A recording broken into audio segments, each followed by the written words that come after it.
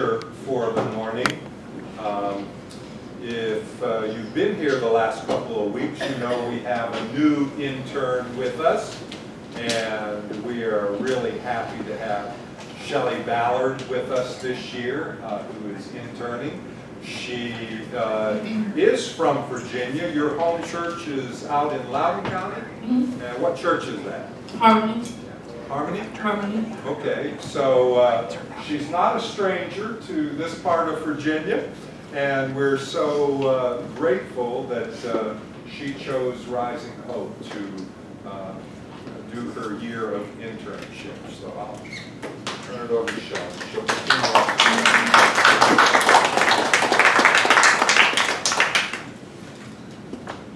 Please join me in prayer.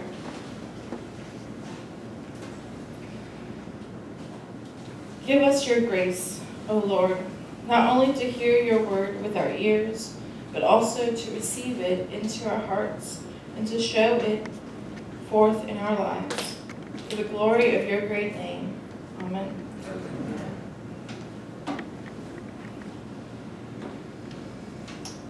One of the world's best ways to communicate is through stories.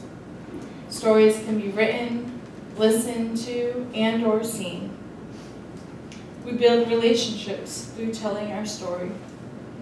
We learn who people are and where they come from through their story.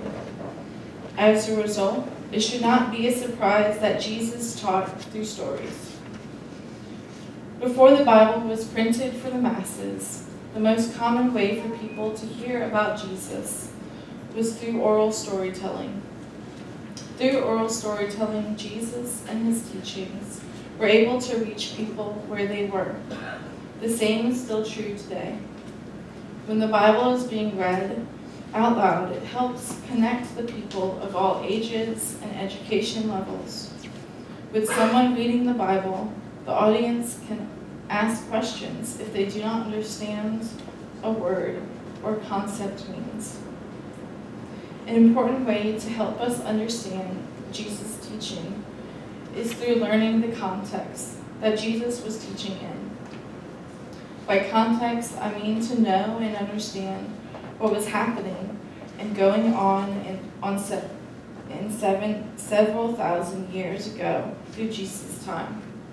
For example, let's take a look at the parable of the lost coin, found in Luke chapter 15, verses 8 through 10, which says, Or what a woman having 10 silver coins, if she loses one of them, does not light a lamp, sweep the house, and search carefully until she finds it.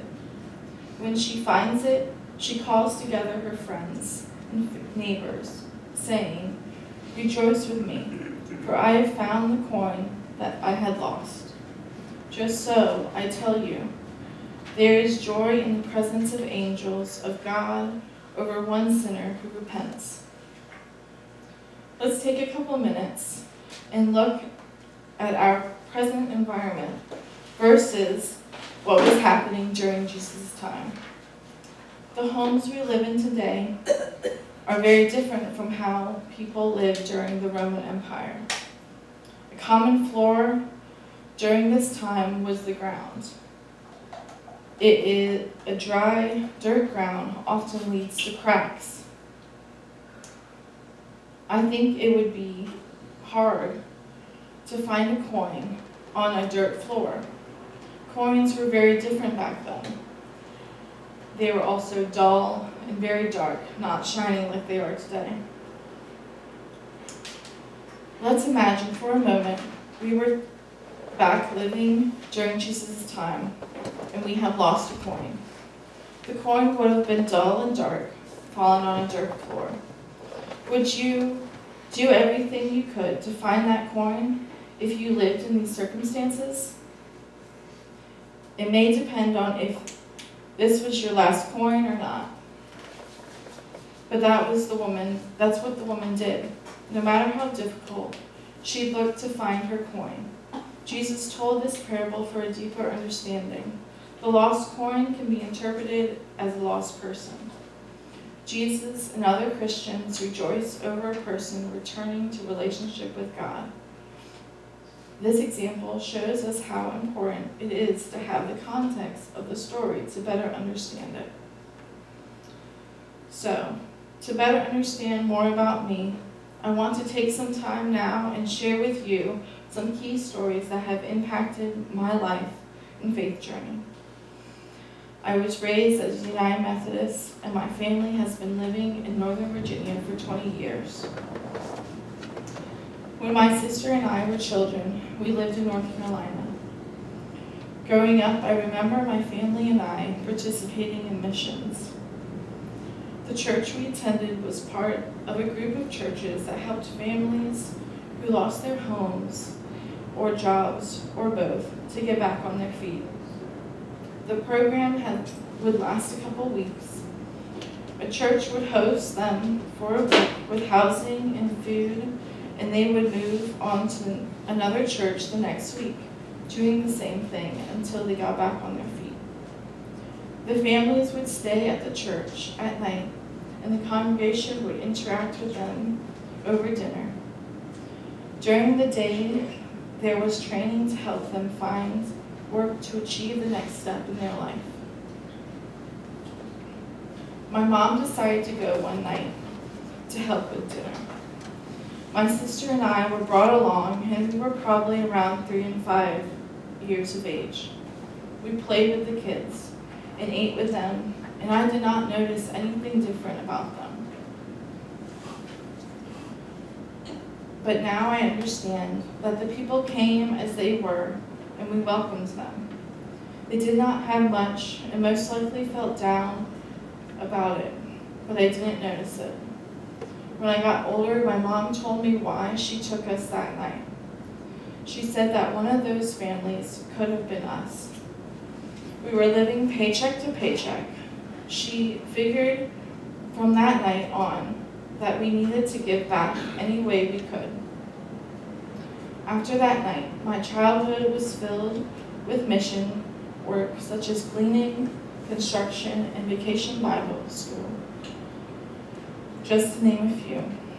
To this day, mission work is an important part of my life. The first mission trip that I felt Christ's presence was during high school, when I went out of the country for the first time to Jamaica. Initially, I was not planning on going on this trip. It sort of just happened. When I learned that there was still an opening at the last minute, I felt a strong desire to go. In Jamaica, we went to a nursing home for the poor. It was where the outcasts went. There I met a lady and her friend. We sang songs together, even though she was singing in Creole. Then she began to sing Amazing Grace in English. Though we did not speak the same language, God allowed us to be able to communicate through music. That experience was the first time I remember feeling God's presence. I earned my bachelor's degree from George Mason University in environmental science. I would not trade my experience there for anything. At Mason, I met life-giving and life-changing people. It was a time in my life that I claimed my walk with God as my own rather than my parents'. I learned the importance of small groups. While at Mason, I was a prayer leader in the college ministry team, and this was my first calling to be a pastor.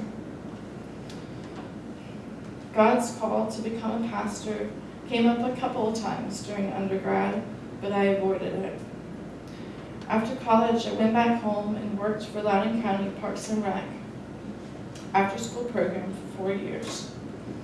The last summer, during my time at Parks and Rec, I had the opportunity to be the summer and pastor intern at my home church, Harmony United Methodist Church in Hamilton, Virginia.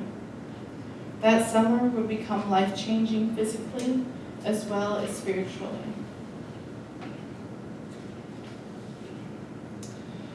I found out I had a rare benign tumor in my neck and head. The tumor was rare for people in their 40s and 50s, but I was in my 20s. Therefore, it was really rare. Weaved into the summer of doing ministry as the church intern, I went to doctor appointments and MRI tests. I felt alone. No one could truly understand what I went through during the MRIs. One day it clicked that God had been with me through all the tests and appointments. At the end of the church internship, I preached. I was not going to tell the congregation what was going on with my family and I. In other words, I was not going to tell them that in a few weeks I was going to have major neck and head surgery. My pastor encouraged me to share with them what was happening. So I ended up sharing with them what was going on, and as a result, a prayer chain was formed for the day of my surgery. I found out after the surgery that the team of people praying for me reached overseas and around the U.S. The power of prayer is truly amazing. The surgery lasted 15 hours with 3 doctors, working continuously on my head and neck. Before I went into surgery, I said yes to God and applied to seminary. So many things could have gone wrong, but they didn't. I like to think that even while I was under anesthesia during the surgery, God was there. God saw the doctors and nurses work tirelessly. God was also with my family and friends in the waiting room. God was there with my church family who was praying for us during that time. A seminary requirement is to go on immersion where we immersed into the culture of where we are. I went to Israel. Before the trip, I knew that there was a land conflict between Israel and Palestine, but that was all I knew. American news delivers the story to favor Israel. This immersion allowed me to hear from Palestinian Christians and Muslims their viewpoint and understanding on this conflict. It was eye-opening. On my return from this trip, I've been more aware of trying to understand events not from one perspective, but from many. Oftentimes, we need to look and listen for the voices not heard to understand the entire problem. For me, the most notable thing that I have learned in seminary is about the importance of context. We need to learn the context of present-day stories and stories that happened in the past. This is true for any reading and of the Bible. There are many ways to interpret the Bible in a way to help us through learning the context of when the account happened, rather than trying to understand it from the world today.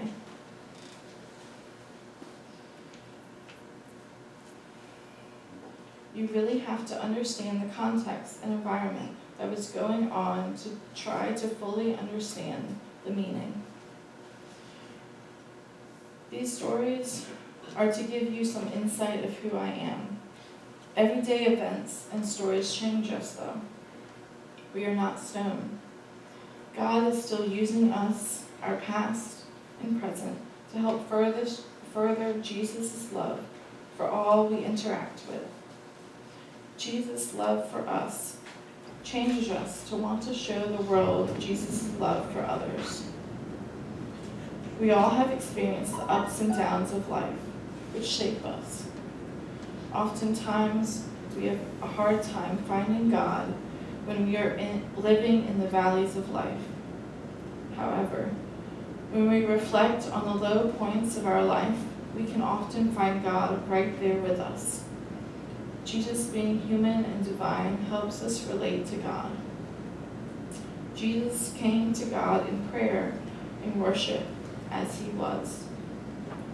When Jesus felt a wide range of emotions towards God, he still went to God in prayer.